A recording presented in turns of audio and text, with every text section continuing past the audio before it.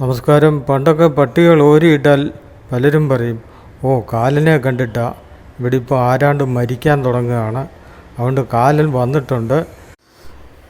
കാലിനെ കണ്ടിട്ടാണ് പട്ടി ഓരിയിടുന്നത്. ഓരിയിടുന്നതിന് ചില സ്ഥലത്ത് മോങ്ങ എന്നും പറയും. മോങ്ങാനിരുന്ന നായുടെ തലയിൽ തേങ്ങ വീണു എന്നൊക്കെ പണ്ടൊക്കെ ഒരു പറയുമായിരുന്നു.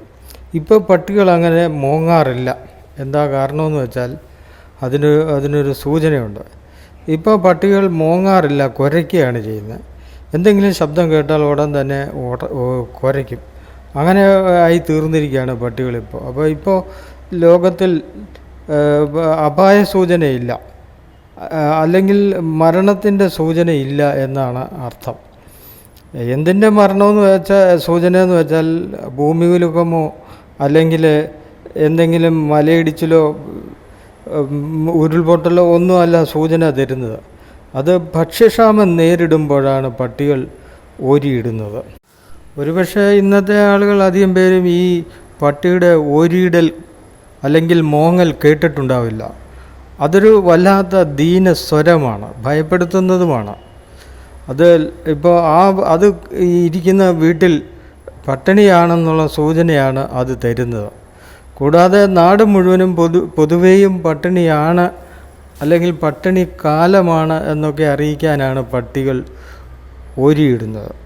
എൻ്റെ ചെറുപ്പത്തിൽ, അതായത് ഒരു 67, 70, 75 കാലത്തോളം വരെ ഞാനങ്ങനെ പട്ടികളുടെ ഓരിയിടൽ കേട്ടിട്ടുണ്ട്. ഞങ്ങളുടെയൊക്കെ ബന്ധുവീട്ടിലൊക്കെ മിക്കവാറും പോവേ, അപ്പോഴൊക്കെ ഇത് ഇങ്ങനെ ഓരോ സ്ഥലത്തും ഇങ്ങനെ ചെല്ലുമ്പോഴും അവിടെയൊക്കെ ഇങ്ങനെ പട്ടികൾ കിടന്ന് ഇങ്ങനെ മോങ്ങുന്നത് കേൾക്കാം, അല്ലെങ്കിൽ ഓരിയിടുന്ന കേൾക്കാം. അപ്പോൾ വീട്ടിലുള്ളവരൊക്കെ പറയുന്ന ഇതാ, ഓ കാലിനെ കണ്ടിട്ടു, ആരെ കൊണ്ടുപോകാനാണോ എന്നൊക്കെ ഇങ്ങനെ പറയുമായിരുന്നു.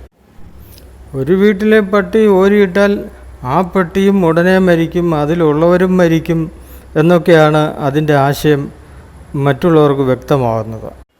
വീട്ടിൽ എന്താണ് ഭക്ഷിക്കാനുള്ളത്, ക്ഷാമമുണ്ടോ ഇല്ലയോ എന്നൊക്കെ പട്ടിക്ക് സൂചനകളിലൂടെ അറിയാം. ഒന്നും കഴിക്കാൻ കിട്ടാതെ വരുമ്പം അതിന് മനസ്സിലാവും ഇവിടെ ഇപ്പം ക്ഷാമകാലമായി, ഒന്നും കിട്ടാനില്ല എന്നൊക്കെ വരുമ്പോൾ അതിൻ്റെ വയറ് വിശക്കും. ചിലപ്പോൾ ആ വയറ് വിശക്കുന്ന സമയത്ത് അതിങ്ങനെ മോങ്ങിക്കൊണ്ടിരിക്കും.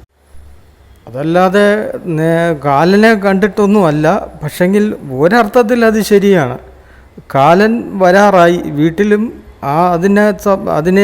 അതിൻ്റെയും കാലം കഴിയാറായി, കാലൻ എത്തിയിട്ടുണ്ട് എന്നൊരു അർത്ഥമാണ് അതിനകത്തുള്ളത്. അല്ല നേരിട്ടൊരർത്ഥമല്ല.